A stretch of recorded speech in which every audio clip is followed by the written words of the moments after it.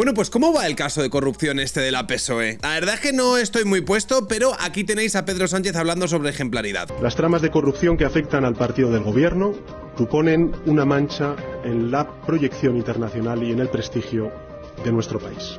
Desde el Partido Socialista afirmamos a todos aquellos que nos están mirando que la ejemplaridad pública es innegociable y que el mayor enemigo de nuestro Estado es la corrupción. Un presidente del gobierno debe ser un referente, sobre todo moral, para el conjunto de la sociedad. ¿Qué ejemplo está dando el actual presidente del gobierno a nuestros hijos y a nuestras hijas? ¿Usted se ha preguntado el alto precio reputacional que están teniendo que pagar todos los ciudadanos y ciudadanas manteniéndose usted como presidente del gobierno? Señor presidente, si usted no pone fin a su agonía, desgraciadamente acabarán agonizando las instituciones y nuestra democracia. Así que solamente le queda una salida honorable. Presente su dimisión oficial ante el rey. Solo tiene un camino: dimitir. No arrastre a España en su caída, señor presidente. Dimita. Sus circunstancias personales, por así calificarles, no tienen por qué ser las circunstancias de España. Con usted la corrupción ya ha llegado a la presidencia del gobierno de España. Por dignidad, y no la suya, sino la de nuestra democracia, le exigimos desde el Partido Socialista Obrero Español que dimita. ¿Y por qué no lo intenta usted, jefe? Y en otro episodio del Pedro Sánchez del pasado, hablando con el Pedro Sánchez del presente, por la dignidad, no la suya, sino la de nuestra democracia, le exigimos que dimita. ¿Dimitirá Pedro Sánchez por los múltiples casos de corrupción que afloran ahora alrededor de su persona? ¡Ni de coña, chaval! Desde el más que flagrante caso Koldo, caso Ábalos, caso Pedro Sánchez, pasando por su hermano y su mujer, a la que, por cierto, la Fiscalía, para sorpresa de todos, ha rechazado a admitir a trámite la querella que puso contra el juez Peinado. La Fiscalía de Madrid, ni más ni menos. ¿Las ratas abandonando el barco? Un poco sí, un poco sí. ¿Estamos, amigos, por fin presenciando la cuenta atrás del sanchismo? ¡Hey, lo dudo! Pues hace 10 años te diría que desde luego. Pero es que bajo los estándares de hace 10 años nuestro presidente por lo menos debería haber dimitido desde hace 5. Ahora todo son excusas y lo que importa es la lucha por el relato. ¿Y cuál es el relato para intentar conciliar que tu número 2, ministro de Transporte, y tu secretario de organización en la PSOE está metido hasta el tuétano en múltiples casos de corrupción que se fraguaron durante la crisis de la COVID, cuando todo el país estaba viviendo un drama nacional y estaba sufriendo un estado de emergencia ilegal que no les permitía salir de sus casas? No te digo que me lo superes, te digo que me lo iguales. Pues la excusa desde la Moncloa ahora es que el presidente se encuentra muy dolido. Y no solo eso, sino que se siente profundamente traicionado por lo que su mano derecha, un amigo, pudo hacer sin que él se enterase de nada. La versión oficial del Palacio de la Moncloa sobre esta nueva fase en la que ha entrado el caso Ábalos, caso Aldama, caso Koldo, abunda en la consigna que ya empezó el viernes pasado, que es esto del presidente burlado. Sánchez engañado por su primer caballero.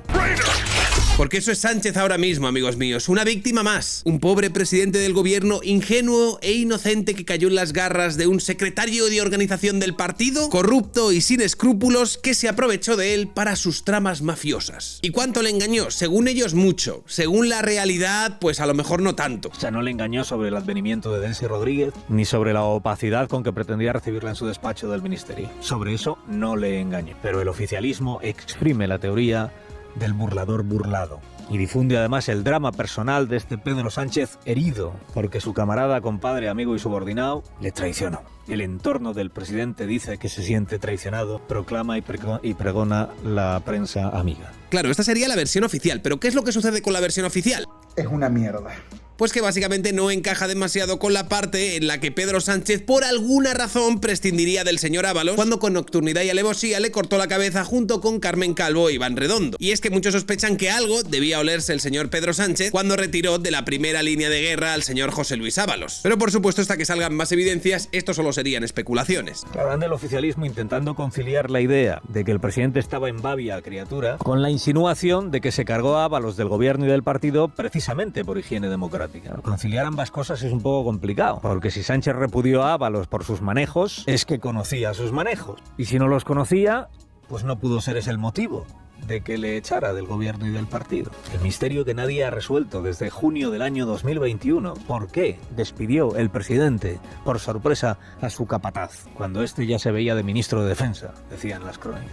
La corrupción de Schrödinger, amigos míos, que se veía pero no se palpaba, que se olía pero no se degustaba y que por lo menos el Partido Socialista no pudo identificar. Ojo que tampoco la identificó Podemos, que recordemos que estaba cogobernando con el Partido Socialista durante estos tiempos.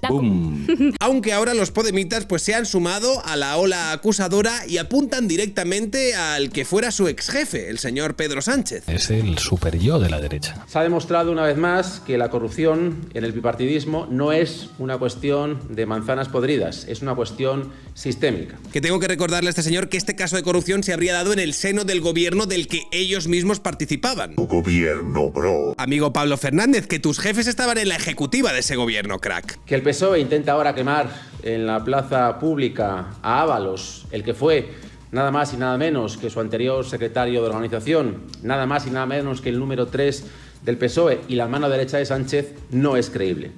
Si existieron políticas corruptas que se pueden vincular a Ábalos, es poco creíble que se llevaran a cabo sin que el presidente Sánchez y el resto del partido tuvieran conocimiento de ellos. La corrupción en el Partido Popular no era algo ajeno a M. Rajoy y la supuesta corrupción, en este caso en el Partido Socialista, es inverosímil que fuera ajena a Pedro Sánchez. Hay que ver cómo de basados están en Podemos cuando no se trata de señalar sus propias incongruencias y contradicciones. Muy de acuerdo con prácticamente todo lo que ha dicho el señor D'Artagnan hasta aquí. Y es que es un poco raro, es un poco extraño que algunos miembros de esta trama corrupta preguntasen a la Guardia Civil que tenían comprada para que averiguaran si el móvil de Pedro Sánchez estaba o no estaba pinchado. Poco extraño, uno pensaría el preocuparse por algo así si supuestamente el presidente del gobierno no tiene ningún tipo de conexión ni vínculo con la trama corrupta en cuestión. Además, parece ser que Pedro Sánchez era alguien que salía en las conversaciones de algunos miembros de la trama al que se referían como el uno, el number one, El puto amo. al que aludían empresarios como Víctor Aldama, que ahora mismo está en prisión, en sus conversaciones sobre Air Europa. Claro, si todavía alguien se preguntaba si cuando hablaban del uno se estaban refiriendo directamente a Pedro Sánchez o estaban hablando del que realmente dirigía la trama, que podía ser el señor Ábalos, que era ministro de Transporte y era un cargo importante, pues hace poco el bocazas de Óscar Puente nos sacó a todos de dudas y reconoció en directo que Pedro Sánchez efectivamente era el número uno al que se referían todas las comunicaciones del informe de la UCO. He leído cosas de verdad, que es que le llaman el uno. Claro, es que llamar el uno al presidente del gobierno creo que no sucedió jamás en la historia, ¿verdad? Hablar del presidente del gobierno como el uno, no sé, vamos, debe ser una cosa, debe ser un mensaje en clave, ¿no?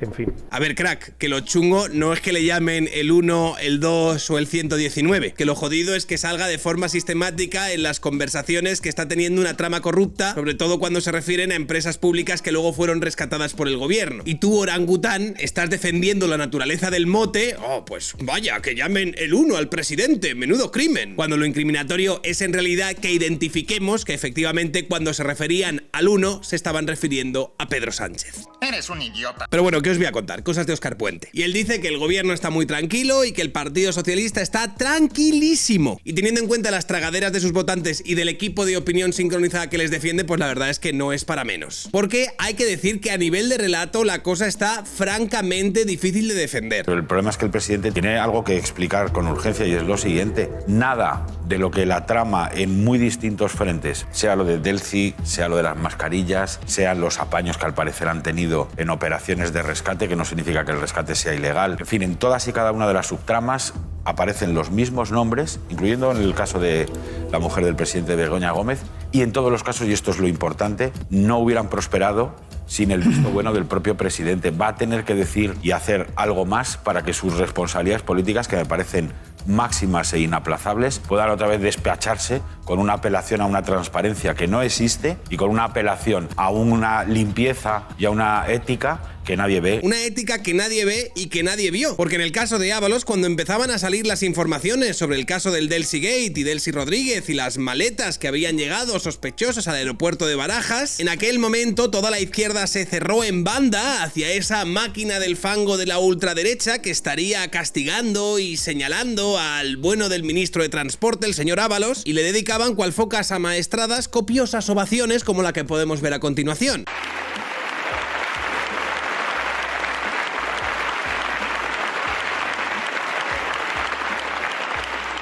Ahí estaba toda la plana mayor del gobierno rompiéndose las manos a aplaudir, precisamente por el hombre que ahora repudian y del que no quieren oír hablar. Todo por un caso que supuestamente formaba parte de esa máquina del fango y que estos días Aldama, ya en prisión, habría revelado que tras reunirse con Delcy Rodríguez en España se quedaron las maletas con dinero y que el señor Pedro Sánchez tenía conocimiento de esto. Sánchez lo sabía y aún no le dan ganas de preguntarse ¿qué juego hizo Willax? ¿Cuántos de los que estaban aplaudiendo en esa foto que acabamos de ver lo sabían también? Hablando sin duda de uno de los episodios más opacos, con más contradicciones y con más cambios de versiones de la historia de este gobierno, que ya saltaba por los aires hace unos meses con la imputación de Koldo García. Tercero tiene que ver con las famosas maletas de Delcy Rodríguez. Ábalos dice que eso es un bulo, que no hubo tales maletas. Me alegra que me haga esa pregunta, que por cierto no es tampoco original, porque es de los bulos, ahora que estamos hablando de bulos últimamente, mejor instalados en este país. No existieron las maletas. Así es que no existiendo las maletas es muy difícil hablar de contenidos. Ábalos dice que no bajaron maletas del avión de Delcy Rodríguez, pero su antiguo colaborador, Koldo García, estaba con Ábalos aquella noche en el aeropuerto de Barajas. Y en una entrevista en el diario El Mundo, no solo dijo que sí bajaron maletas de ese avión, sino que fue extraordinariamente preciso en su número y en sus características. Koldo García aseguró que del avión en el que llegó Delcy Rodríguez se descargaron 6 maletas grandes y otras 6 pequeñas. Y después se volvieron a subir al avión. 6 maletas grandes y 6 pequeñas, ni una más ni una menos. Es interesante que en aquella entrevista Koldo García solo quiso dar este detalle concreto del episodio con Delcy Rodríguez porque dijo textualmente que del resto de cosas que pasaron aquella noche no hablaría ni muerto. ¿Por qué será? A ver, Koldo García, el exportero de Puticlub, será un corrupto y será muchas cosas, pero sabe guardar el suspense el tío. Y es que hay que recordar que Koldo García era la mano derecha del señor José Luis Ábalos, y el señor José Luis Ábalos, de GOAT, era la mano derecha del señor Pedro Sánchez. Y Pedro Sánchez, a su vez, es mano derecha de nadie, porque es el presidente. El uno, el number one, el puto amo. La mano derecha de Pedro Sánchez es la que utiliza para las pajas. Y todo lo que ocurrió en el aeropuerto de Barajas, con Delcy y las maletas, es algo que a lo largo del tiempo, pues, han ido cambiando de versión. Cambiaron de opinión, como hace muchas veces este gobierno, pero en este caso lo hicieron un número desproporcionado de veces. Cambiaron muchísimo de opinión. Por ejemplo, esta era la versión de José Luis Ábalos hace 4 años. Pues yo creo que estaría en torno a 20-25 minutos. Hombre, 20-25 minutos es más que un saludo, ministro. Sí, pero no me da tiempo a tratar nada, como comprenderá, bueno, tampoco es una reunión. Donde nos contaban que fue un encuentro prácticamente diplomático, ni reunión ni nada, en el que el señor José Luis Ábalos pues la informó de que no podía entrar en suelo español, y a otra cosa Mariflower. Aunque hay que recordar que ya hace 4 años el señor José Luis Ábalos no sé si cambió de versión unas 3, 4 o 5 veces. Pues ya en 2024, para no perder la tradición, la ejecutiva socialista sigue la estela del exministro de Transporte. Aquí, por ejemplo, tenemos a Diana Morant dándonos una versión distinta del viaje de Delcy Rodríguez. Hubo un tratamiento sobre esta visita de la vicepresidenta del gobierno de Venezuela previo a conocer las circunstancias particulares que afectaban precisamente a la vicepresidenta. En el momento en que se conocieron las circunstancias, se abortó la visita. En el momento en que se conocieron estas circunstancias que afectaban individualmente a la vicepresidenta del gobierno de Venezuela, directamente se canceló esa visita que había a España. Pues la señora Morán dice que se iba a dar una visita que se abortó en el momento que se conocieron las circunstancias de la señora Delcy Rodríguez, que no podía pisar España, que por alguna razón que no alcanzo a comprender no coincide con el argumentario de la señora Pilar Alegría, portavoz del gobierno, que dijo lo siguiente. Única y exclusivamente hubo una parada técnica por propio, si me permiten, descanso también del personal del avión que llevaba a la vicepresidenta Delcy, pero lógicamente aquí no hubo ninguna reunión porque conocimos que existía esa sanción de la Unión Europea que le imposibilitaba pisar, como saben, espacio Schengen, y por tanto el gobierno imposibilitó y no se celebró dicha reunión. Pilar Alegría dice que única y exclusivamente lo que hubo fue una parada técnica por propio descanso del personal que llevaba el avión. A ver, hay que reconocer que esto está un poco cogido con pinzas. Vamos a ver lo que nos cuenta presenta el ministro Óscar Puente, a ver si tiene algo más interesante que contarnos. Tiene una representante de un gobierno extranjero, se le dice que se va a reunir con ella para abordar asuntos relacionados con deudas que tienen ese gobierno con empresas españolas y que se va a intentar solucionar. Bueno, Óscar Puente nos habla de la verdadera agenda de la visita de Delcy Rodríguez, que sería para solucionar deudas de Venezuela con unas empresas españolas, lo cual encajaría más con esas supuestas maletas fantasmas que se intercambiarían en el aeropuerto de Barcelona, para pagar esa deuda con esas empresas españolas, ¿no? Luego tenemos los cambios de versión y por supuesto de opinión de nuestro gran presidente del gobierno, el señor Pedro Sánchez, que en 2020 nos trataba a Ábalos como una suerte de héroe diplomático. La vicepresidenta de Venezuela se dirigía en vuelo privado hacia España. Sobre la vicepresidenta primera de Venezuela pesa una sanción europea que le prohíbe la entrada en territorio legal europeo. Había dos maneras de evitar que esto no sucediera, o que esto sucediera. La primera era generando una crisis diplomática con un gobierno que, al margen, señoría, de las consideraciones que tengamos todos los grupos parlamentarios aquí presentes, pues ostenta la representación oficial de su país ante los organismos internacionales y ante 180 países del mundo. Y la segunda vía de cumplir los acuerdos europeos era hacerlo evitando una crisis diplomática. El señor Ábalos consideró, con muy buen juicio, a mi juicio, que era preferible la segunda vía.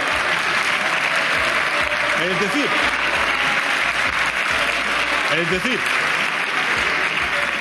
entre forzar o evitar una crisis diplomática, pues el señor Ábalos eligió lo segundo, evitar una crisis diplomática.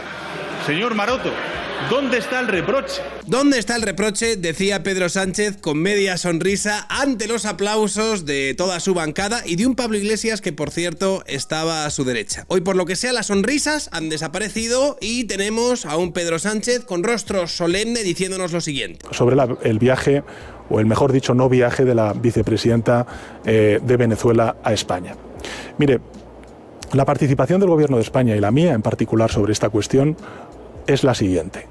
Como usted puede comprender, de visita privada o visitas oficiales de vicepresidentes de gobierno, de ministros y ministras de múltiples gobiernos de España, del extranjero, son muy cotidianas, son muy asiduas.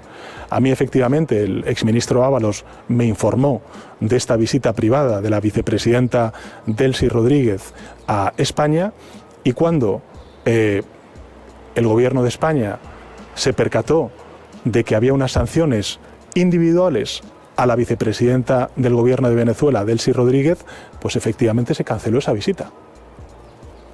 Esa es la participación del gobierno de España. Es decir, que Ábalos, días antes de que Delcy Rodríguez viniese a España, avisó a Pedro Sánchez de la visita de Delcy Rodríguez a España. Algo a lo que, por cierto, Pedro Sánchez respondió con un bien. Sin embargo, según la nueva versión de Pedro Sánchez, cuando se enteraron de que Delcy Rodríguez realmente no podría venir a España y no podría pisar suelo español, cancelaron dicha visita. Pero sin embargo, Delcy Rodríguez acabó de madrugada en el aeropuerto de Barajas en una reunión bastante opaca con el señor Ábalos y otros empresarios como el señor Víctor de Aldama, que es uno de los cabecillas de esta trama de corrupción y que ahora mismo está en la cárcel, con intercambio de maletas incluido, pese a que supuestamente esta reunión se habría cancelado. Señores, señoras, ¿qué queréis que os diga? Pero esto me parece un capítulo de corrupción en Miami. O sea, si no fuese porque esto de verdad hubiese pasado, me parecería el guión un poco chungo de un thriller policíaco de los 90. Pero no, esto pasaba días antes de que nos encerrasen a todos en casa con un estado de emergencia ilegal durante la pandemia del COVID en 2020. ¡Hijos de la gran puta! Y aunque tengo que decir que la respuesta de Pedro Sánchez me ha gustado mucho, me ha parecido muy completa, para mí el number one, el que ha respondido lo mejor con respecto a esto, ha sido el señor Félix Bolaños. O sea, hay que reconocer que ahora mismo Bolaños juega en otra liga, amigos. Atención a su respuesta sobre el caso de Delcy Rodríguez. No os va a defraudar. Ustedes siempre dijeron que se habían enterado cuando la vicepresidenta venezolana estaba viajando, y el informe de la UCO revela que el presidente del gobierno estaba al tanto de que se iba a reunir Ábalos con Delcy Rodríguez. Entonces, si puede dar una explicación de por qué en aquel momento no se dijo aquello. Mire, la derecha lleva 10 años intentando ensuciar el nombre del presidente del gobierno. No iban a hacer una excepción con esto. Yo, hoy más que nunca, estoy muy orgulloso de pertenecer a un gobierno que ha sido, que es y que siempre será implacable contra la corrupción. Buenos días. Lo sabía el presidente, ministro. se fue a la puta. Nah, o sea, fuera de serie. Por favor, ¿nos puede dar alguna explicación sobre el cambio de versión con el viaje de Delcy Rodríguez? Bueno, yo solo puedo decir que la derecha lleva 10 años intentando ensuciar el nombre de Pedro Sánchez y esta no iba a ser una excepción. Estoy orgulloso de este gobierno. Se da media vuelta y se larga. O sea, es que se la pela, ni lo ha intentado el tío. Bueno, la última noticia sobre lo que se empieza a especular en relación al contenido de estas maletas es que estarían cargadas ni más ni menos que de barras de oro. Que si me preguntas a mí, no sé lo que hace en Venezuela cuando todo el oro debió haber sido saqueado por los conquistadores hace 500 años. Nuevo escándalo en la política.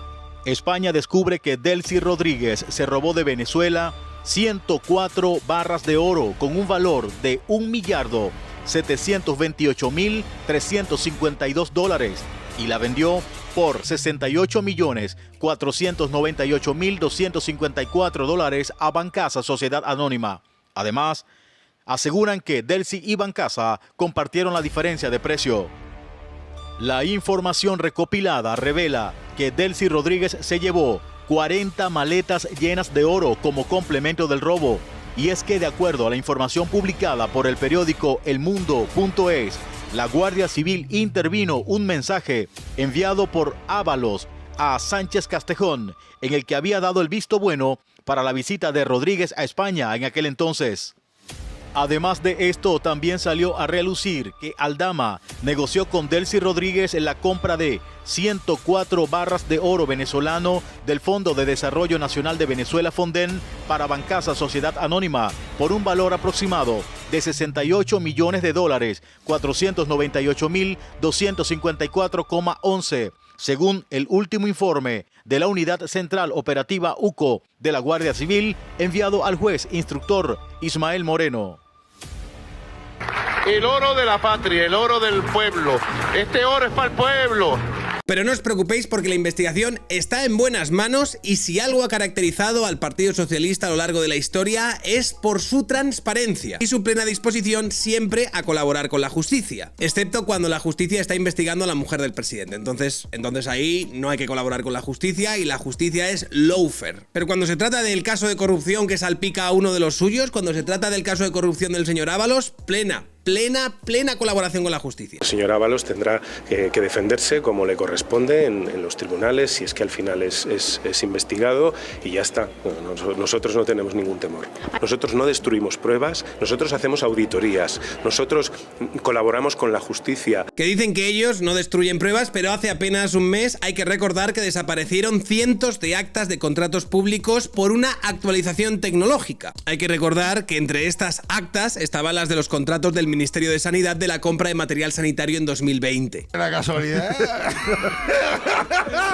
Por supuesto, todo esto blanqueado por un aparato de propaganda que nosotros conocemos como el equipo de opinión sincronizada, compuesto principalmente por periodistas, medios de comunicación e influencers que están haciendo todo lo posible y todo lo que está en su mano para proteger al señor Pedro Sánchez. Por supuesto, debemos recordar no solo la pretensión que tiene el señor Pedro Sánchez de controlar los medios de comunicación, sino como hace apenas unos meses anunció ayudas de cientos de millones de euros a distintos medios de comunicación. Les anuncio que vamos a poner en marcha un paquete de 100 millones de euros de ayudas para la digitalización de los medios de comunicación. Y por un lado tendríamos a toda la maquinaria funcionando a pleno rendimiento, como Silvia Inchaurrondo, que hace unos días hablaba del informe de la UCO como una suerte de realidad parcial. Claro, el tema es que nosotros conocemos, no sabemos qué parte de lo que ha sucedido conocemos, porque todas estas informaciones que están en el informe de la UCO son informaciones que se han extraído del teléfono de Koldo, Irma. Del teléfono de Koldo y otros investigados en la trama. Entonces, claro, podemos estar viendo una parte de la realidad parcial, ¿no? Por eso te preguntaba al principio, ¿qué conversaciones son y de qué teléfonos vienen? Pero que sin embargo, cuando hace unos días aparecieron empresarios socios de Víctor Aldama confesando que llegaron a llevar 90.000 euros en bolsas de papel a la sede del Partido Socialista, nos decía que... Eso de las bolsas de dinero a las que se refería Cuca Gamarra, 90.000 euros en concreto, que un empresario habría llevado a la sede de Ferraz, a la sede del Partido Socialista, ¿de dónde salía esa información? Le hemos dicho a Irma, oye, tú que has mirado el informe de la Unidad Central Operativa de la Guardia Civil, de cabo a rabo, porque nos lo detallaste aquí el viernes a la perfección. ¿Esta información, Irma, está en el informe de la UCO? No aparece en ninguna de las 200, algo así como 220 y pico páginas de ese informe. No aparece ni rastro de esa información, tampoco en el resto de la instrucción ni en otros informes de la UCO que hemos conocido. Y como bien comentaba Elena Crespi, es una información que se basa en una entrevista en exclusiva que un medio de comunicación ha obtenido de un empresario al que tampoco identifica, por tanto no podemos saber quién es esta persona. Parece ser que era alguien que tenía alguna vinculación con Aldama, según lo que él mismo manifiesta. Entonces, lo que hace Cuca Gamarra ayer es basarse en esta publicación de una página web para acusar o anunciar una querella por financiación ilegal, cohecho y tráfico de influencias. Es decir, que para Silvia Inchonochondo el informe de la UCO sería también el informe de Schrödinger. Un informe que no tiene validez y que sería una realidad parcial cuando este informe contiene partes que involucran o perjudican a nuestra ejecutiva del gobierno, o que sería la verdad absoluta, todo dentro del informe, nada fuera del informe, cuando hablamos de nuevas informaciones que todavía no estarían incluidas en el informe de la UCO porque habrían salido recientemente y que perjudican de nuevo a la ejecutiva del gobierno. El gobierno de la UCO, por lo tanto, tiene o no tiene validez en función de si ayuda a proteger al gobierno de Pedro Sánchez o si perjudica al gobierno de Pedro Sánchez. Utilidad selectiva, lo llamamos algunos. Recordad que esta señora cobra más de 250.000 pavos al año que salen de vuestros impuestos. ¿Quién lo pagan? Lo que pagan los impuestos, los pagadores de impuestos. Que por cierto, con vuestros impuestos lo que también habéis hecho es pagar 6.000 euros a la señora Jessica, que era la amiga esta de Ábalos, que tenía una relación particular, de esas que te cuestan 6.000 pavos al mes, vamos. Por lo visto tenía alquiler pagado, puesto de trabajo en una empresa pública y dietas por acompañamiento, contratada por el mismísimo ministerio. Pero recuerda que tus impuestos son para carreteras y hospitales. Los impuestos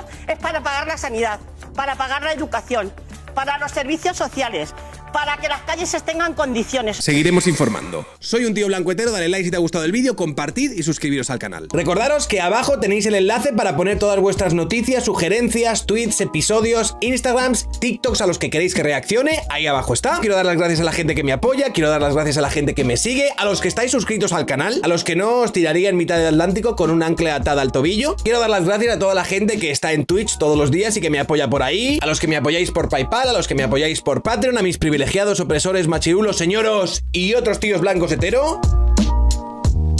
No podría hacer esto sin vosotros. Es para mí un placer estar aquí todos los días hablándoos a todos vosotros de actualidad con un poquito de humor, representando a la calvocracia asertiva. Y nada más, eso es todo. Un honor, un saludo y hasta otra.